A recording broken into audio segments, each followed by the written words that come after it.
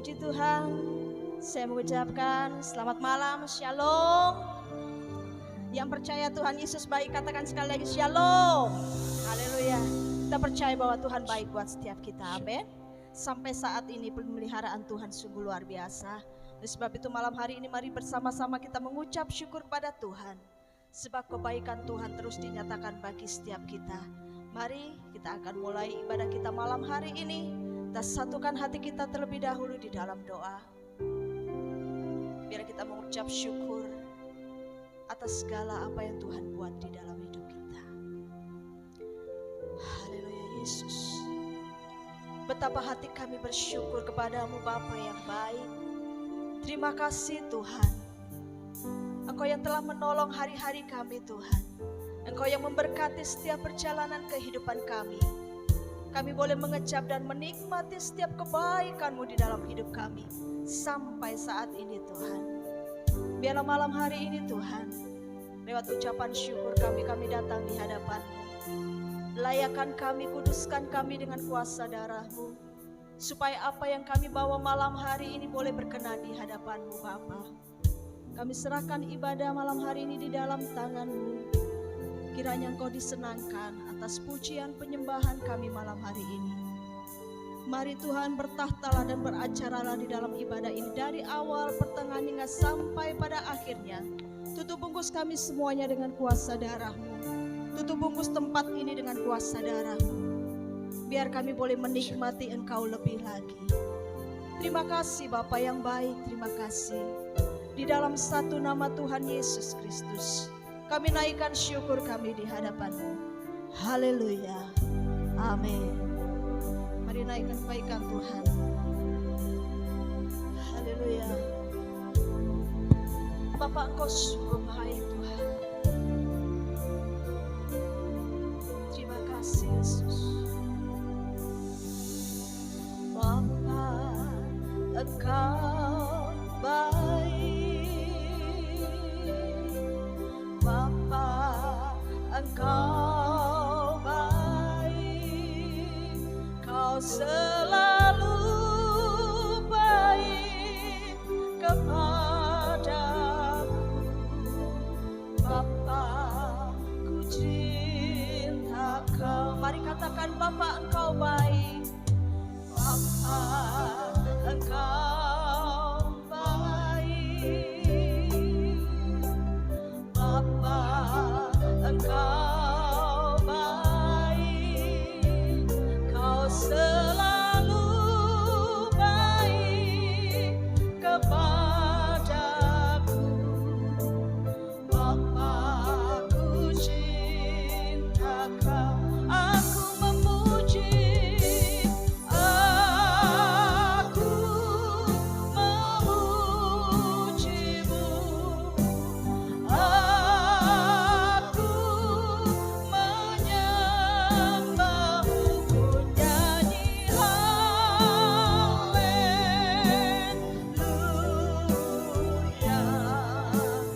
Bapa, ku cinta Kau. Aku memuji-Mu, aku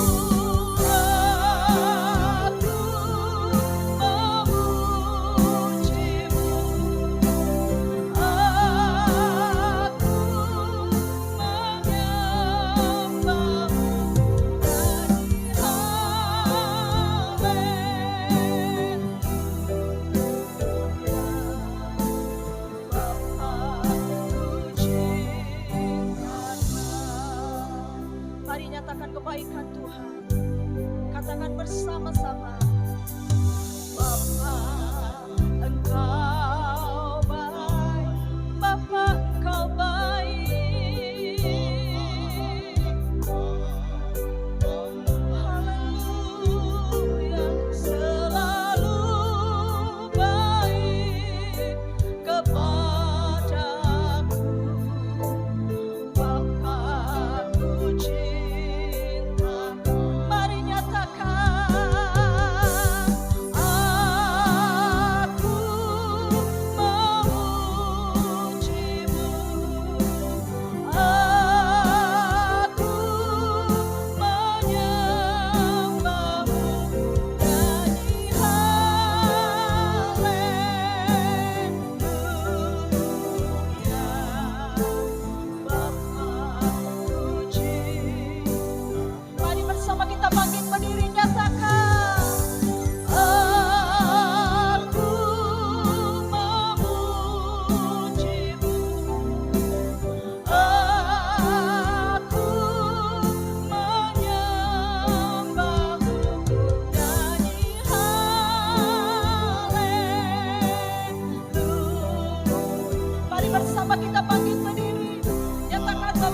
Mari jemaat-jemaat untuk bangkit berdiri. Aku memuji,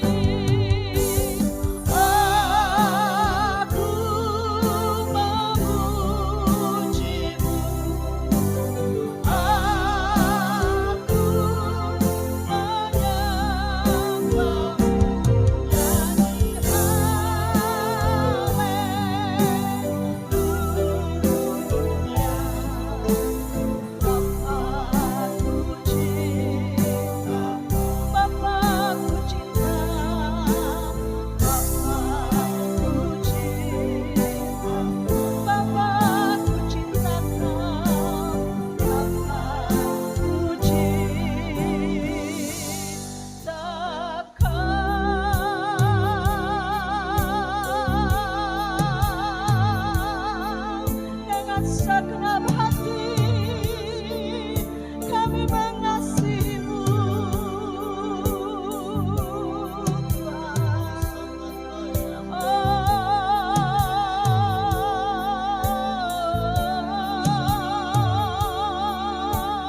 betapa kasih-Mu bagi setiap kami Tuhan, betapa kasih setia-Mu bagi setiap kami.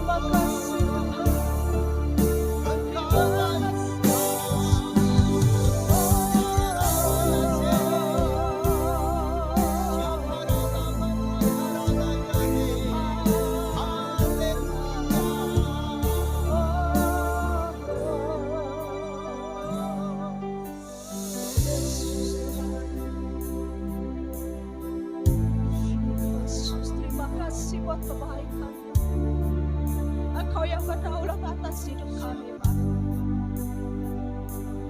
Engkaulah Tuhan, Engkaulah Raja, berdaulat atas hidupku. Berserah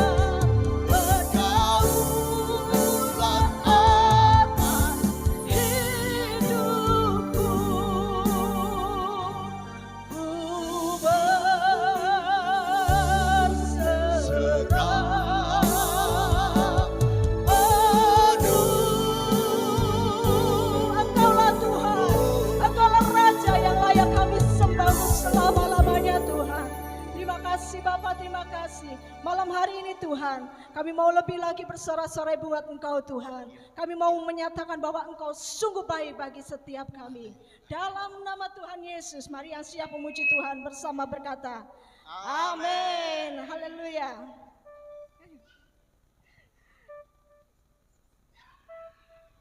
Haleluya. Siap memuji Tuhan? Gusti Yesus sae Pak Toto. Tuhan Yesus itu baik. Amin. Monggo Mbak Deborah.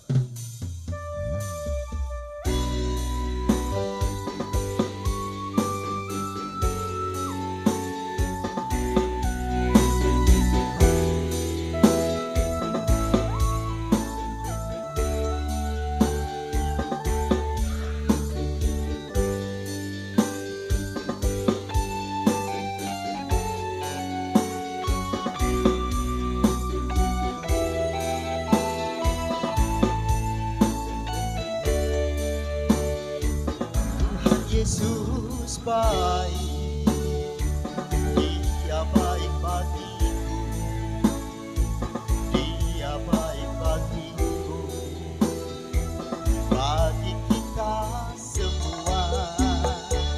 Tuhan Yesus baik, Dia telah berikan hidupnya bagi kita semua untuk menjadi anaknya. Bersuka cita sebesar Ku hidup dalam janjinya, ku nikmati berkatnya.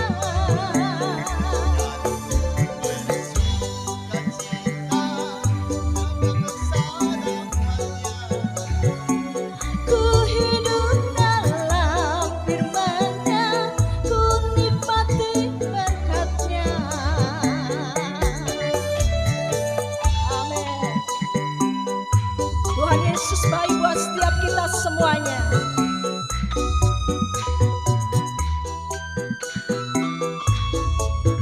Kita nyanyikan dalam bahasa Jawa. Gusti Yesus sae, sae kangge uripku, sae kangge uripku, kangge kita sedaya.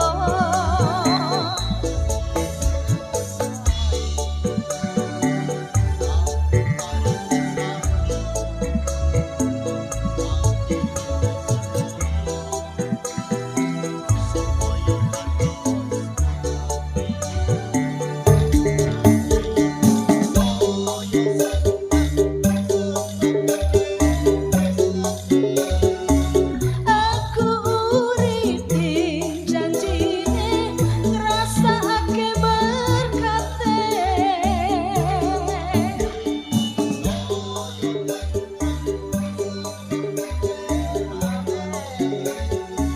Aku nguripi sabdane, ngrasakake berkate.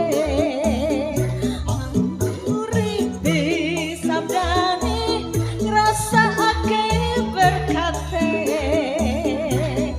Nguripi sabdane. Amin. Berikan kemuliaan bagi Tuhan Yesus. Haleluya.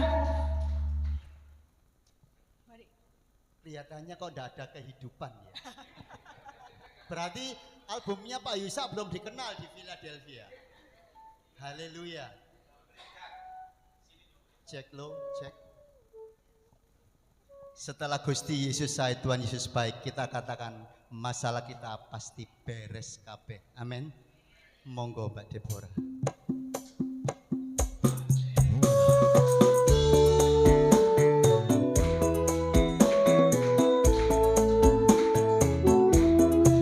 Hidup ini memang banyak masalah, terkadang datangnya silih berganti.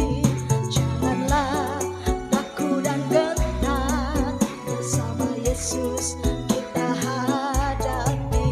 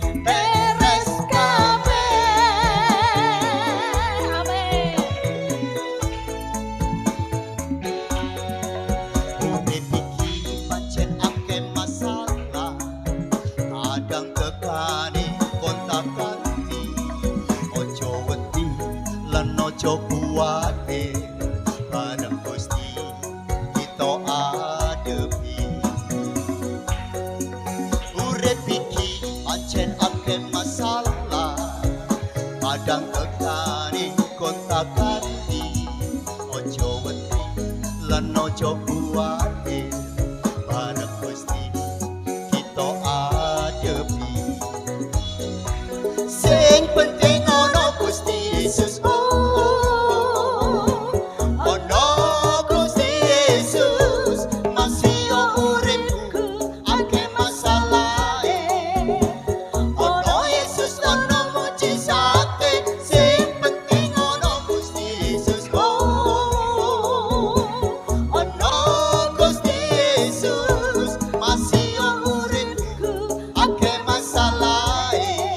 Penting ana Gusti Yesus beres kabeh.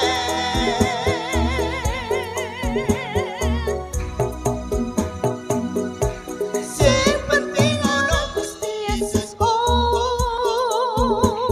ana Gusti Yesus masih uripku akeh masalahe. Ana Yesus ana mujizate, sing penting ana Gusti Yesus, ana Gusti Yesus masih uripku akeh masalahe. Penting ana Gusti Yesus beres kabeh.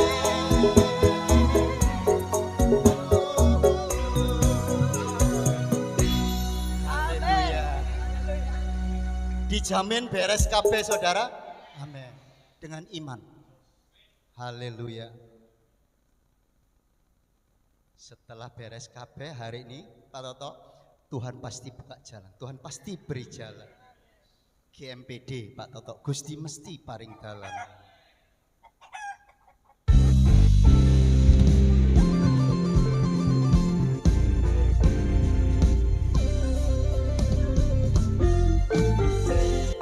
Gusti mesti paring dalan, Gusti mesti paring dalan. Kanggo sapa sing percaya, mesti ra bakal cilaka. Gusti mesti paring dalan, Gusti mesti paring dalan. Kanggo sapa sing percaya, mesti ra bakal cilaka. Ojo wedi Gusti mesti paring dalan, ojo kuwatir Gusti mesti paring dalan. Ojo susah Gusti Yesus mesti paring dalan.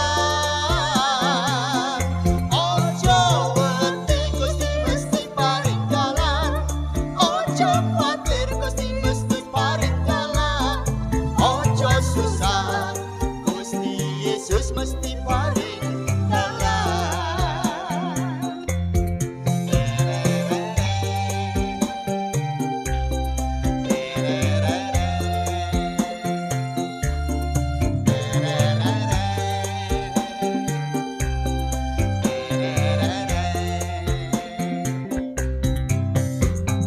Gusti mesti paring dalan, Gusti mesti paring dalan.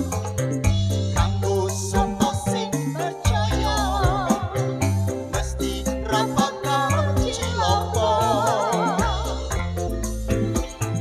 Gusti mesti paring dalan, Gusti mesti paring dalan. Kanggo sapa sing percaya, mesti ra bakal cilaka. Ojo wedi Gusti mesti paring dalan, ojo kuwatir Gusti mesti paring dalan. Ojo susah Gusti Yesus mesti paring dalan. Ojo wedi Gusti mesti paring dalan, ojo kuwatir Gusti mesti paring dalan. Ojo susah Gusti Yesus mesti paring dalan. Ojo susah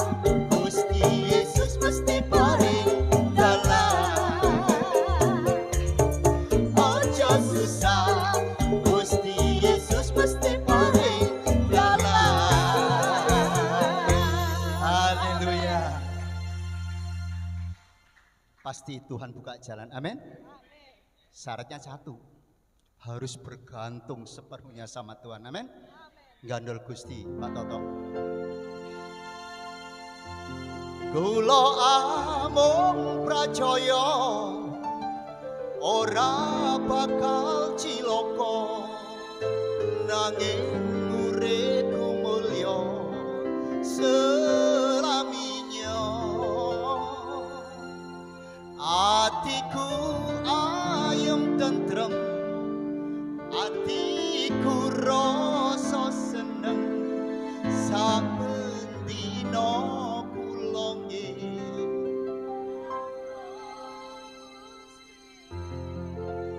Philadelphia dahsyat.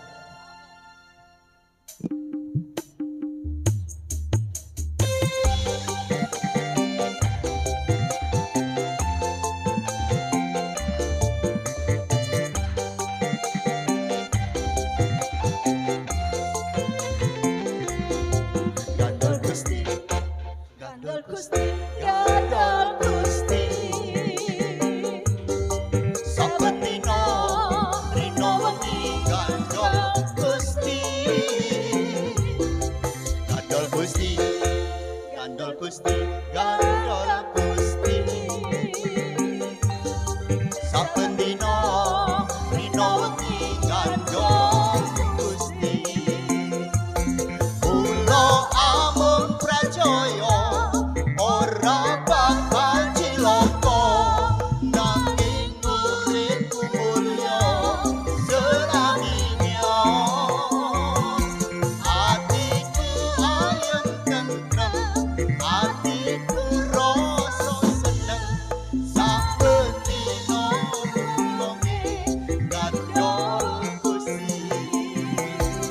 Gandol Gusti, gandol Gusti, gandol Gusti. Saben dina rina wengi gandol Gusti, gandol Gusti, gandol Gusti. Saben dina rina wengi gandol Gusti. Kula amung pracaya ora bakal cilaka, nanging uripku mulya selaminya. Atiku ayem tentrem, atiku rasa seneng, saben dina kula nggih gandol Gusti. Sekali lagi, kula amung pracaya ora bakal cilaka, nanging uripku mulya selaminya. Atiku ayem tentrem, atiku rasa seneng, saben dina kula nggih gandol Gusti. Saben dina kula nggih gandol Gusti. Saben dina kula nggih. Philadelphia gandol Gusti.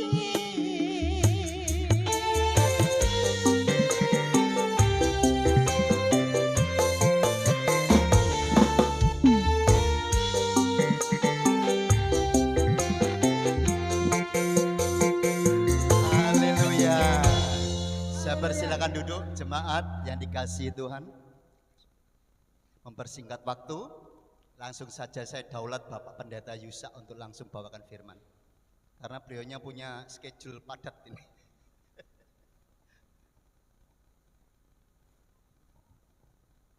Mari kita berdoa. Bapa yang baik, kami bersyukur buat malam hari ini. Kami percaya setiap benih firman yang kami terima itu akan terus memperbaharui cara kami berpikir, sehingga hidup kami dikendalikan oleh firman. Apa yang masuk itu akan menentukan yang keluar. Oleh karena itu kami akan terus memasukkan semua yang baik, semua yang benar, semua yang mulia, semua yang berasal dari firman-Mu. supaya kehidupan kami mengalir aliran-aliran air kehidupan yang membuat orang lain hidupnya bukan hanya diberkati, tapi mereka melihat Tuhan di dalam hidup kami. Terima kasih Tuhan, kami siap mendengarkan firman-Mu, kami ucap syukur dan berdoa. Haleluya, amin. Sebelum sama-sama kita mendengarkan firman Tuhan, ada satu lagu yang lahir kurang lebih, ini sebenarnya lagu ini cukup lama. Bisa mungkin low-nya agak dinaikkan, terus gain-nya agak diturunkan. Oke, ya. Oke. Lagu ini sudah cukup lama, tapi baru kurang lebih pas pandemi saya recording. Lagu ini jadi berkat bagi hidup saya secara pribadi, di mana Tuhan itu selalu berkata seperti ini, kamu itu bergantung kepada siapa, nempel kepada siapa. Karena satu ketika saya tidak bisa berkata-kata, ketika Tuhan berkata kepada saya secara pribadi seperti ini, sing mbok kejar kuwi opo. Akhirnya saya bikin sebuah lagu, judulnya Neng Sisi Gusti. Jadi saya ambil dari kitab Amsal yang berkata, serahkanlah segala dan jangan bersandar kepada pengertianmu sendiri. Saya undang saudari Lia untuk maju ke depan. Lia.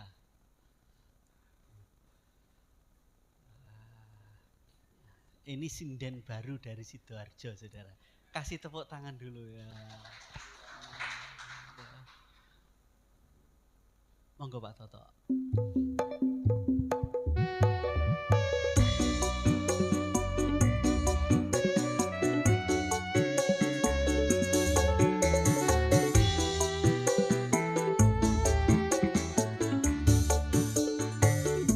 Ning sisihe sapa? Ning sisihe sapa? Ning sisihe sapa? Nyenderke atiku, nyenderke uripku. Ning sisihe sapa? Ning sisihe Gusti, nang sisihe Gusti, nang sisihe Gusti. Senderke atiku, senderke uripku. Gusti, Pasrahno atimu, pasrahno uripmu, lan aja suwene marang pangertenmu dhewe. Ing laku-lakumu ngakonono Gustimu, lan aja suwene marang pangertenmu dhewe.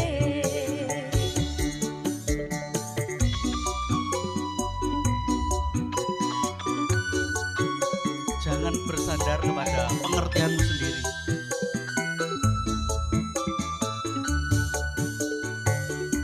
nang sisihe sapa? Nang sisihe sapa? Nang sisihe sapa? Nyenderke atiku, nyenderke uripku, ning sisihe sapa? Nang sisihe Gusti, nang sisihe Gusti, nang sisihe Gusti. Nyenderke uripmu, nyenderke uripmu, ning sisihe Gusti. Pasrahno atimu, pasrahno uripmu, lan aja suwene marang pangertenmu dhewe. Ing laku-lakumu ngakonono Gustimu, lan aja suwene marang pangertenmu dhewe. Pasrahno atimu, pasrahno uripmu, lan aja suwene marang pangertenmu dhewe. Ing laku-lakumu ngakonono Gustimu, lan ojo suminde marang pangertenmu dhewe lan ojo suminde marang pangertenmu dhewe. Amin, terima kasih. Kasih tepuk tangan sekali lagi. Harus ada regenerasinya ya. Masa Mbak Deborah terus? Iya. Tapi keren-keren. Sidoarjo ini tidak akan pernah kekurangan talenta-talenta yang luar biasa. Sudah ada Via Valen, Lia Valen. Oke. Ada satu yang menarik. Sama-sama kita akan baca dulu di Kejadian pasal yang ke-38 ayat yang ke-15 dan 16. Saya akan baca di versi firman Allah yang hidup. Karena menurut saya ini jauh lebih jelas. Kejadian pasal yang ke-38 ayat yang ke-15 16. Oke. Udah ketemu? Ketika Yehuda lewat di situ, maaf saya baca di versi firman Allah yang hidup ya. Ia melihat si Tamar ini dan mengira dia seorang pelacur karena mukanya bertudung. Jadi tradisi zaman dulu kalau mukanya pakai cadar bertudung itu ciri khas PSK, pekerja seks komersil. Oke. Yehuda mendekatinya dan mengajaknya tidur dengan dia tanpa mengetahui bahwa perempuan itu menantunya. Berapa akan kubayar? Berapa akan kau bayar aku? Tanya Tamar dan seterusnya. Jadi sebuah skandal antara mertua laki-laki dan menantu perempuan. Sebuah skandal kalau kita baca seolah-olah terjadi begitu saja. Terjadi tiba-tiba. Terjadi secara spontan, ujuk-ujuk. Tapi apakah benar demikian? Memang mungkin kalau dilihat dari sisi peristiwa, kronologi waktu, sepertinya kejadian ini memang ya tiba-tiba, ujuk-ujuk atau spontan saja. Tapi coba kalau kita baca mulai ayat yang pertama, kita akan mendapati hal-hal yang menurut saya ini sangat menarik. Karena apa? Kita tahu bahwa sebuah degradasi, penurunan itu tidak akan terjadi secara spontan, secara mendadak, secara frontal, tetapi itu tidak berasa, saudara. Orang kalau terjadi penurunan itu tidak langsung turun seperti itu, tapi pelan-pelan tanpa disadari sudah turun seperti itu. Contoh, orang mungkin tidak ke gereja dalam 1 bulan itu cuma sekali. Kemudian dia ketika dia mau ke gereja minggu depannya lagi, ada kasusnya. Ketika mau berangkat tiba-tiba dulure sing Blitar teko, gak jadi berangkat 2 kali. Terus besok minggu depannya lagi, ketika mau berangkat tiba-tiba banjir, hujan, bledek, petir, gelundung dan lain sebagainya, gak jadi berangkat.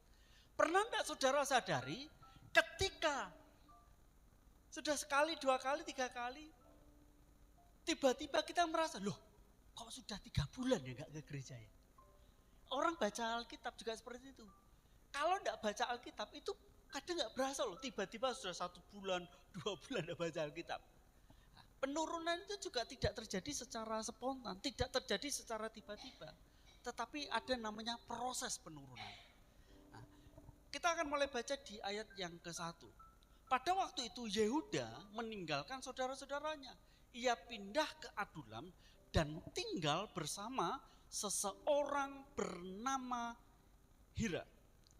Di situ ia bertemu dengan seorang gadis Kanaan, anak Shua, lalu menikah dengan dia. Oke, saya baca sekali lagi dalam terjemahan baru. Pada waktu itu Yehuda meninggalkan saudara-saudaranya dan menumpang pada seorang Adulam yang namanya Hira. Di situ Yehuda melihat anak perempuan seorang Kanaan, nama orang itu ialah Shua. Lalu Yehuda kawin dengan perempuan itu dan menghampirinya. Oke, sampai di sini. Penurunan itu dimulai dari mana?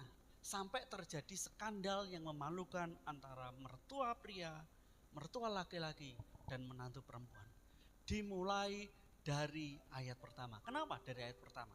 Di situ dikatakan pada waktu itu Yehuda meninggalkan saudara-saudaranya dan menumpang pada seorang adulam yang namanya Hira. Saya tidak tahu, ada banyak kasus yang terjadi mungkin di dalam keluarga Yakub, di mana sampai seorang Yehuda harus meninggalkan saudara-saudaranya. Kalau saudara mundur ke belakang di Kejadian pasal yang ke-37 yang judul perikopnya Yusuf dan saudara-saudaranya, ada satu yang menarik dikatakan seperti ini.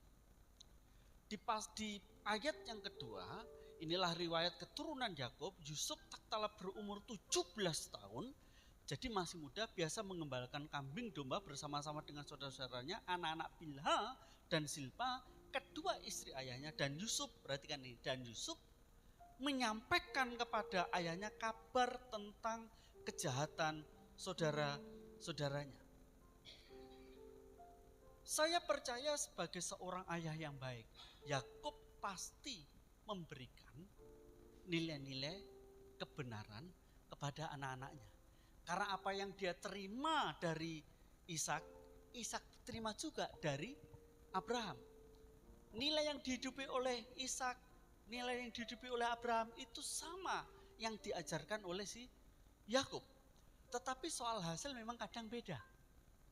Amin. Berapa banyak di antara kita kalau kita mendapati jemaat Tuhan menerima nilai yang sama, khotbah yang sama, materi pengajaran yang sama. Tapi berapa persen di antara jemaat yang benar-benar menghidupi nilai-nilai kebenaran? Artinya nilai kebenaran yang sama itu tidak menjamin untuk membuat semua orang yang mendengar kebenaran itu akan menghidupinya. Sebab semua tergantung pribadi masing-masing, tergantung sikap hati masing-masing, tergantung responnya masing-masing. Nah, kalau kita baca mundur ke belakang ini, kita mendapati bahwa ini keluarga, saudara-saudaranya Yusuf, termasuk si Yehuda ini sudah terbiasa dengan hal yang buruk. Padahal nilai yang diberikan oleh Yakub itu pasti nilai-nilai yang bersifat benar. Nilai-nilai kebenaran firman Tuhan yang dia terima dari Ishak maupun dari kakeknya Abraham. Tetapi ingat saudara, dalam hidup bersama memang bukan hal yang mudah.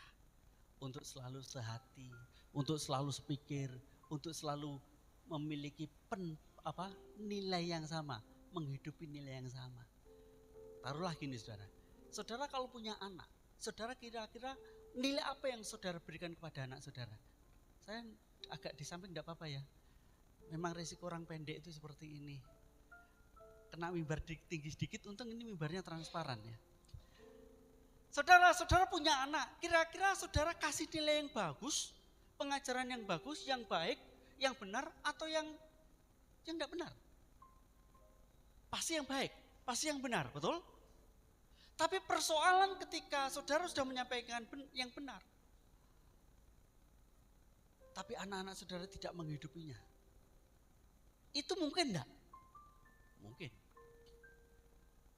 Dan dalam sebuah kehidupan bersama, selisih paham itu hampir dipastikan ada. Dalam satu jemaat aja juga seperti itu. Nilai yang diterima sama, tapi tidak semua menghidupi nilai yang sama. Tapi ingat, saelek-eleke ya. Iki ngono dulurmu kabeh. Amin. Jadi jangan mudah saudara ketika dalam hidup bersama saudara ini pure. Saya enggak tahu apa yang terjadi atas kehidupan Yehuda, tetapi di sini dikatakan ketika Yehuda mulai meninggalkan saudara-saudaranya, dan apa yang dilakukan? Dia mulai menumpang pada seorang adulam yang bernama Hira. Saya percaya gini saudara, kalau selama ini ketika Yehuda dan saudara-saudaranya tinggal hidup bersama bapaknya, saya percaya nilai-nilai yang dia terima itu pasti baik. Dan saya percaya pasti berbeda dengan nilai-nilai yang dihidupi oleh seorang Kanaan yang bernama Hira. Pasti beda. Pasti beda. Kenapa? Manifestasinya itu kelihatan. Abraham itu waktu nyarikan jodoh Ishak, pesannya apa? Cari ya yang memiliki ada hubungan saudara. Artinya nilainya kan tidak jauh beda kan. Tetapi apa yang dilakukan oleh siapa ini? Yehuda. Dia melihat perempuan Kanaan dan tertarik hatinya, kemudian menikahinya.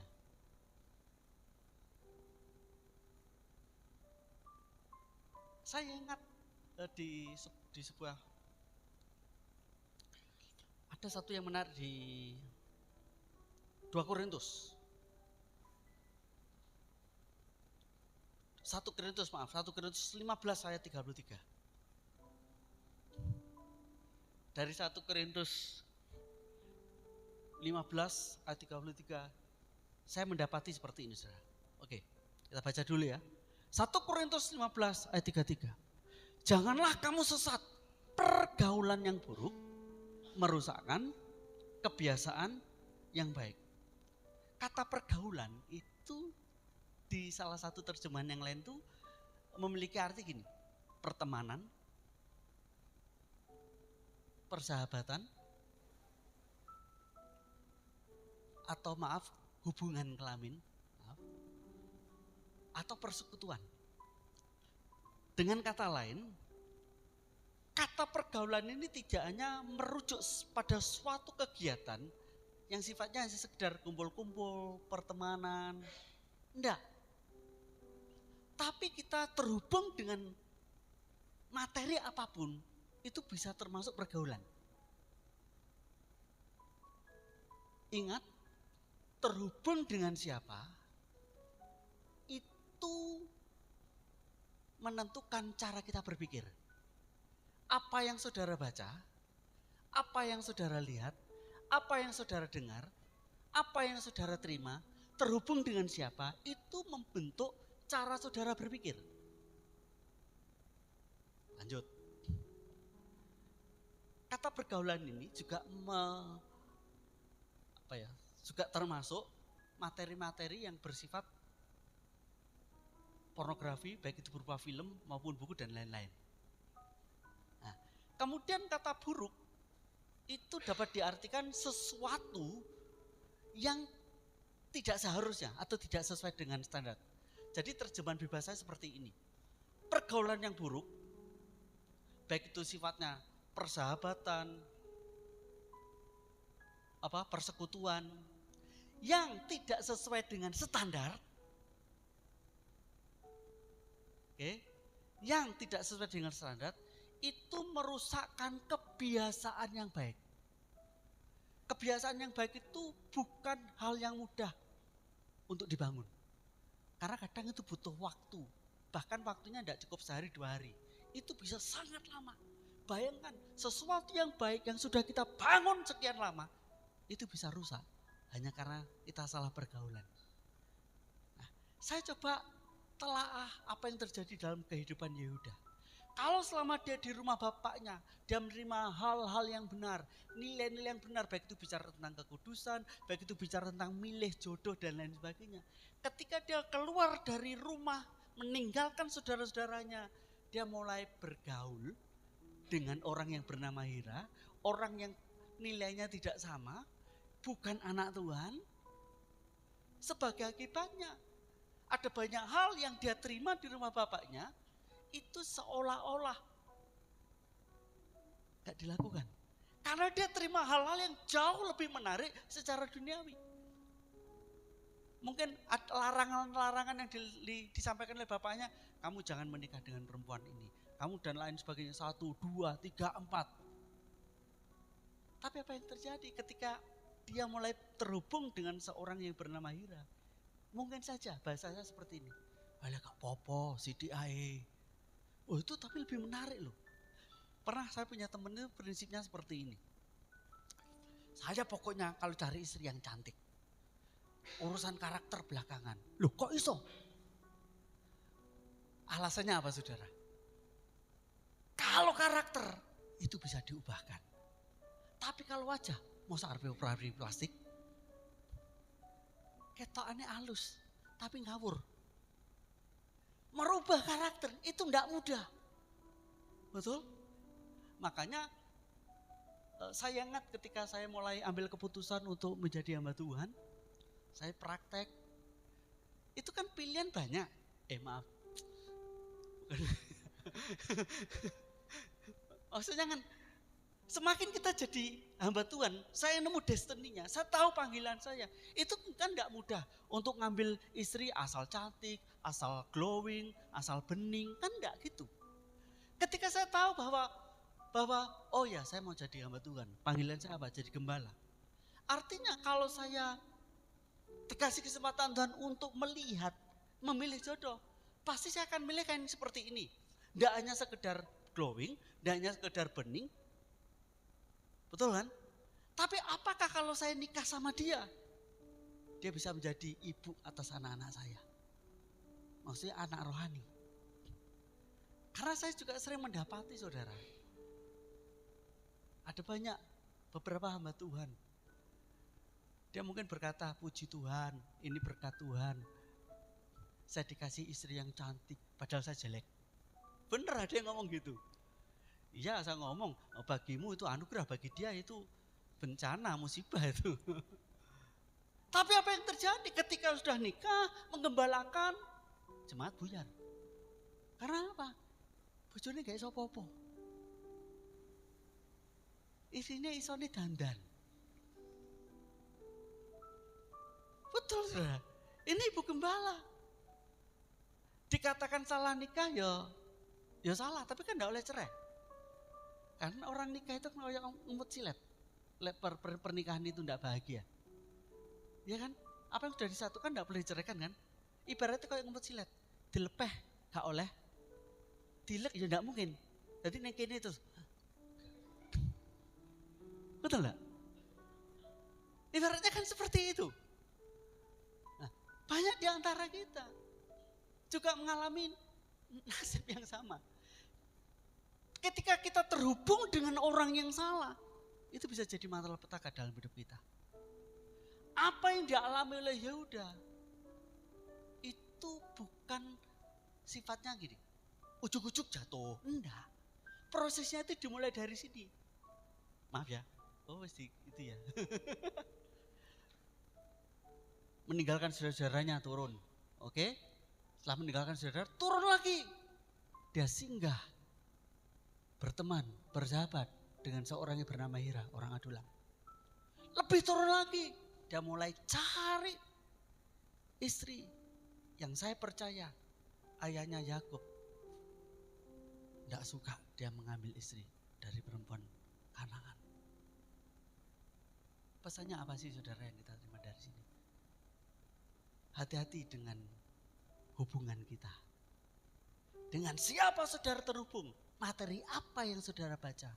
Apa yang saudara lihat? Amsal pasal 4 ayat 23 dalam versi yang mudah dibaca dikatakan seperti ini. Di atas segala-galanya, hati-hatilah dengan apa yang kau pikirkan. Karena pikiranmu mengendalikan jalan hidupmu.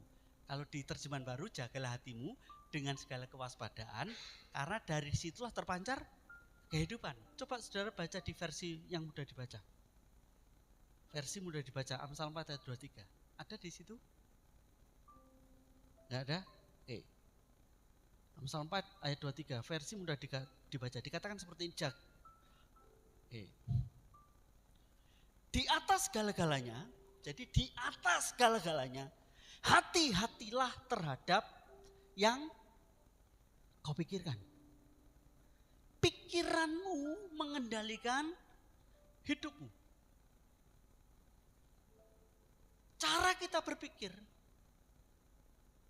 itu ditentukan dari dengan siapa kita terhubung. Apa yang kita lihat, apa yang kita baca. Pengajaran apa yang kita terima. Dari pikiran menghasilkan pertimbangan. Dari pertimbangan menghasilkan keputusan. Dari keputusan menghasilkan tindakan. Dan tindakan yang dilakukan berulang-ulang itu menghasilkan kebiasaan, nature, karakter. Jadi karakter kita itu dibentuk dari konsep kita berpikir, cara kita berpikir. Saya punya cara berpikir bahwa gini, seorang hamba Tuhan itu tidak boleh mengandalkan siapapun kecuali Tuhan. Makanya saya setting cara saya berpikir untuk saya tidak menjaga di sopo-sopo. Saya anggap saya itu sendiri. Makanya ketika kami mulai perintisan, waktu di tas 1 dulu, saya ingat ada Budi, ada Pak Ade. Orang gak tahu saya susah. Saya berani cerita karena kami sudah melewatinya. Istri saya itu pernah jalan dari Pengampon sampai ke Joyoboyo, saudara. Karo gendong anak, karena gak ada duit. Jemaat tahu? Gak ada yang tahu. Tampilannya tetap keren, manis kok gini. Saya gak perlu woro-woro. Saya gak pernah, saudara, sampai detik ini. Kami sedang bangun, gitu, gak pernah, saudara. Saya cuma jagai, saya ini hamba Tuhan. Jangan sampai wong ngecap, halah pendeta jaluan. Sorry ya. Bener, saudara. Awal perintisan saya jualan sandal. Saya ngelukis, jual lukisan, saya ngelukis. Ngelelek ini bisa ngelukis, saudara. Saya jual. Kemudian saya ngecat kolam yang di Permata, Sidoarjo itu. Gambar SpongeBob itu saya yang ngecat. Tak rewangi ngono supaya orang gini. Orang ndak menilai hamba Tuhan itu pendeta itu jaluan dan lain sebagainya. Konsep saya berpikir seperti ini. Akhirnya menghasilkan sebuah tindakan toh.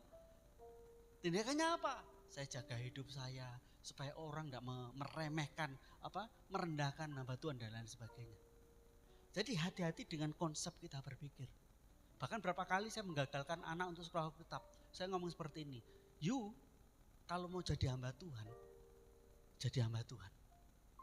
Artinya apa? Kalau you jadi hamba Tuhan tapi masih mikir kebutuhan, stop, tidak usah jadi hamba Tuhan. Karena apa? Ada hal yang jauh lebih penting, yaitu jiwa-jiwa. Jiwa-jiwa. Saya pernah strap ketika saya ngajar anak-anak STT. Saya kan waktu itu ngajar tentang penginjilan. Saya itu orangnya praktisi, saudara. Saya ngomong gini, selesai ini, saya kasih briefing sebentar, kita akan ke pasar. Berdua-dua, bertiga-tiga, untuk bersama-sama dengan menginjil. Apa yang mereka lakukan? Takut, saudara. Waduh, Pak, saya enggak pernah. Loh, kaget saya. Loh, kalian ini se-STT, sekolah teologi. Nyampaikan kabar baik aja enggak berani. Wah, kalau sampai enggak berani, lebih baik pulang, kerja aja. Hal-hal yang mendasar seperti ini kadang enggak diajarkan, saudara. Saya heran, apa yang kau terima gitu loh. Apa yang kau baca? Nilai apa yang kau hidupi? Firman apa sebagai seorang hamba Tuhan yang kau terima? Sampai urusan seperti itu, hal yang paling mendasar aja enggak bisa kau lakukan. Hati-hati, saudara, dengan siapa kita terhubung. Memang kita harus berteman dengan sebanyak mungkin orang. Tapi ingat, tidak semua orang yang kita jadikan teman bisa jadi sahabat. Saudara harus perhatikan nilai yang dia hidupi.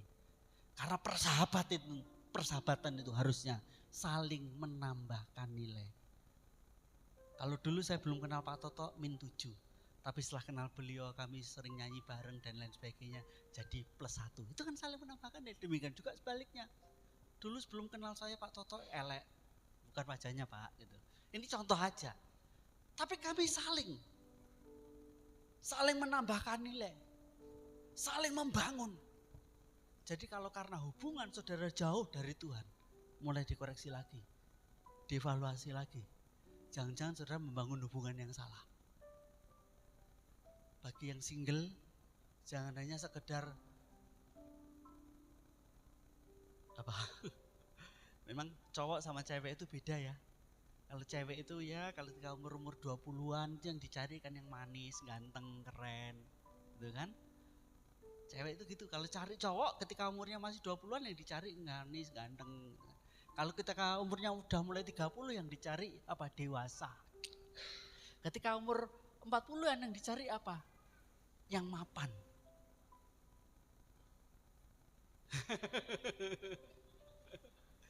Kalau cowok itu sama saja. Mau umur 20, mau umur 30, bahkan mau umur 70. Kalau dikasih kesempatan nyari, pasti dia nyari yang muda dan cantik. Beda saudara, beda. Tapi saudara, pesan firman Tuhan hari ini adalah gini. Perhatikan dengan siapa kita terhubung, amin. Ada satu hal yang hari-hari ini membuat hati saya itu kadang resah gitu. Mari kita jadi orang Kristen yang strong, kuat, gak gampang baperan, gak gampang, yang namanya hidup bersama saudara.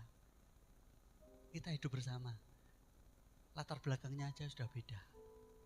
Kalau menurut saya kadang selisih paham, berbeda pendapat, itu normal. Artinya apa? Kalau kita memang harus berselisih paham, ayo saling merendahkan hati. Ada satu pesan dari Bapak Sinode kami itu keren. Dia ngomong gini, suami istri kalau bertengkar minimal salah satu harus mau mati. Maksudnya apa mau mati? Jadi gini saudara, saudara pernah enggak ke Adiasa atau ke Delta Surya ketemu sama orang mati? Wong mati iki duwe utang tapi enggak dibayar sampai tiga mati. Dan kemudian saudara marah-marah ke orang mati itu pernah enggak? Oh dasar, duwe utang gak dibayar, mbok pisui, mbok marahi. Orang mati itu gimana rasanya? Diem. Nah, saya paham, oh ya. Jadi beliau katakan ini, kalau memang suami istri harus bertengkar, minimal salah satu harus mau mati. Kalau perlu dua-duanya mati. Bukan berarti meneng kabeh ngendak gitu. Artinya ada sesuatu yang di sini yang memang harus, ya kita ini saling merendahkan hati. Yang namanya hidup bersama. Jangan sampai engkau meninggalkan persekutuan orang kudus. Amin. Janganlah engkau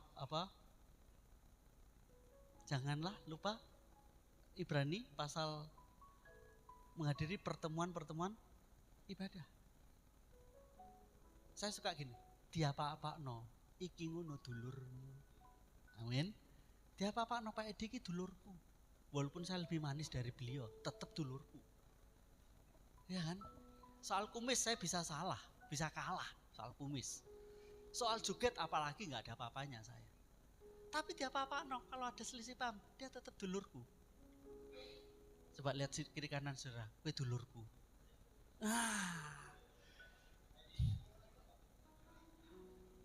Sudah diberkati hari ini, amin. Tuhan memberkati.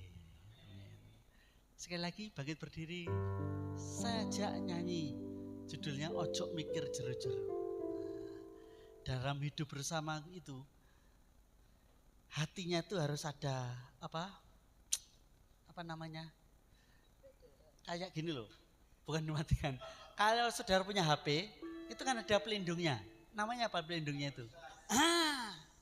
Jadi tidak gampang tergores. Caranya apa? Jaga pikiran.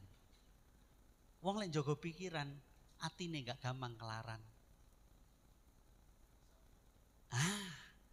Sudah dijawab sama WL-nya. Boleh. Monggo. Bisa ya? Sudah ada di situ.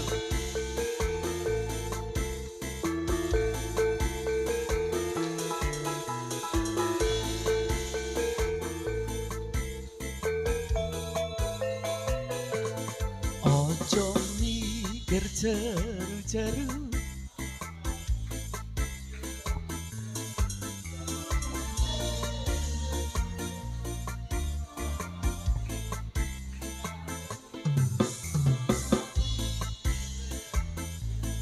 ojo mikir jeru-jeru, yen mikir jeru-jeru iso gawe dilesu.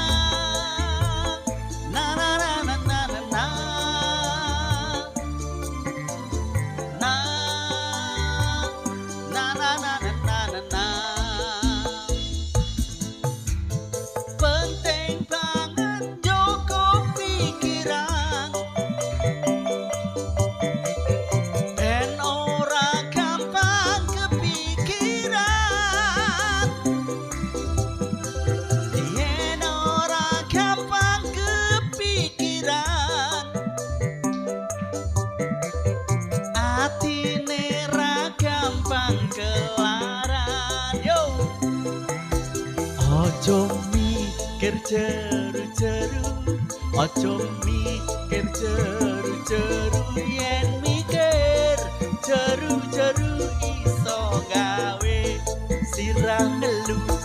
Ojo mikir jeru-jeru, ojo mikir jeru-jeru, yen mikir jeru-jeru iso gawe ati lesu yo. Penting untuk menjaga pikiran kita, amin. Ben ora gampang kepikiran, nggak dikit-dikit dipikir.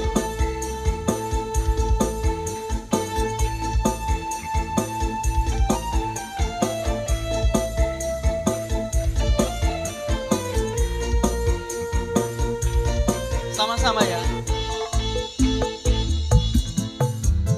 Penting banget jaga pikiran, ben ora gampang kepikiran, yen ora gampang kepikiran, atine ra gampang kelaran. Ojo mikir jeru-jeru, ojo mikir jeru-jeru, yen mikir jeru-jeru iso gawe sirah ngelu.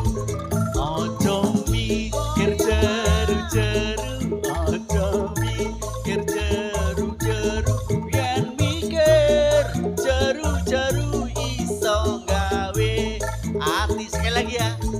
Ojo mikir jeru-jeru, ojo mikir jeru-jeru, yen mikir jeru-jeru iso gawe sirah ngelu. Ojo mikir jeru-jeru, ojo mikir jeru-jeru, yen mikir jeru-jeru iso gawe ati lesu.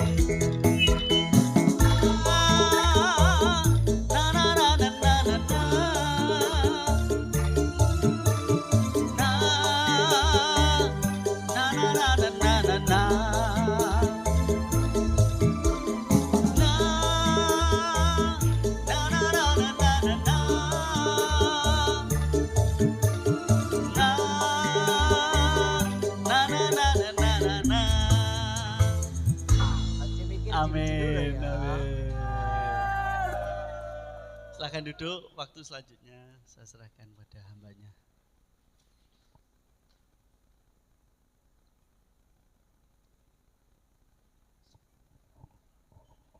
Saudara diberkati firman Tuhan, amin. Dan juga lagu pujian atas nama Persekutuan Doa Keluarga Besar Philadelphia. Saya mengucapkan banyak terima kasih buat Pastor Yusak dengan tim. Terima kasih dan bila Tuhan memberkati semua pelayanan bapak-bapak. Amin. Ya, mari saudaraku, kita mau bangkit berdiri. Kita berdoa untuk persembahan. Kita bangkit berdiri saudara. Oh rabasyata karadabasyanda.